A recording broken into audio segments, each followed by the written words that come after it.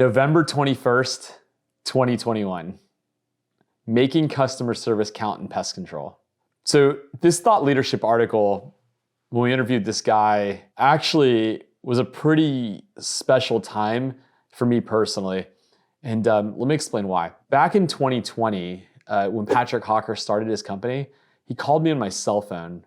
And I can tell you this, I remember exactly where I was driving. I was driving through Sarasota, Florida, and he calls me and goes, "Hey, this is Patrick. Do you have a second to talk?" And I said, "Sure, Patrick who?" And he said, "Patrick Hocker." And I said, "Okay." Well, we had a discussion. He was deciding on whether he was going to open a pest control company, was super nervous about it. And I think I convinced him to do it. So kind of funny.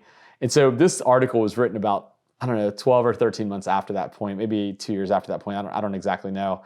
When he started talking about customer service, he brought up some really unique things. And the thing that I like about this is that he was talking from the perspective of being an individual in a truck, building his business. And so the first thing he brought up, and you guys have heard me talk about this before, was respond to inquiries in a timely manner.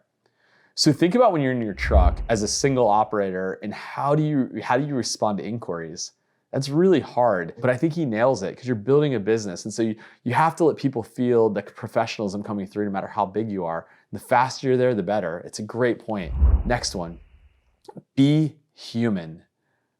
Obviously, this is a big pillar of what we stand for, but I think he really calls this out.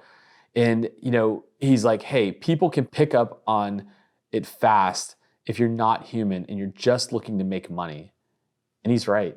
He's right. When you're building a business from the ground up, you've got to be more human.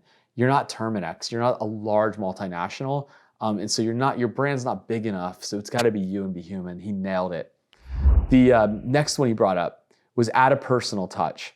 And this is, for those of you guys growing businesses in growing markets or smaller markets, he's 100% right. In this perspective, one of the things he had brought up is he said, hey, for your new customers, give them a gift card, go handwrite their name on it and send it to them. Guys, if you want to keep a customer forever, I'm not saying go spend tons of money, but just do something extra and make it really, really personal. So this way they understand that you care about them, okay?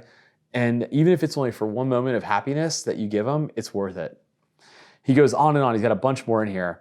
The funny one that I thought was great was he said, learn pet names. This is a great one, guys. And so he even calls it out a little further. He goes, hey, put a note in your CRM or make a field in your CRM with their pet name. I'll be honest, guys, if I never did this, but if I would have put people's pet names into our CRM and I was able to send them a message asking how their pet by name was, I mean, they're never leaving our business. And so, but this thing was pretty special to me. I've known Patrick for a long time now. And, he's got some techs working for him in a couple of years. I know he's expanding. He's a really good personal friend of mine. And, I would highly, highly recommend go read the article. He's a super smart guy and see if you can take advantage of some of these other things. He's got a whole laundry list of them. So Patrick, thanks a lot for doing this article. We're greatly appreciative.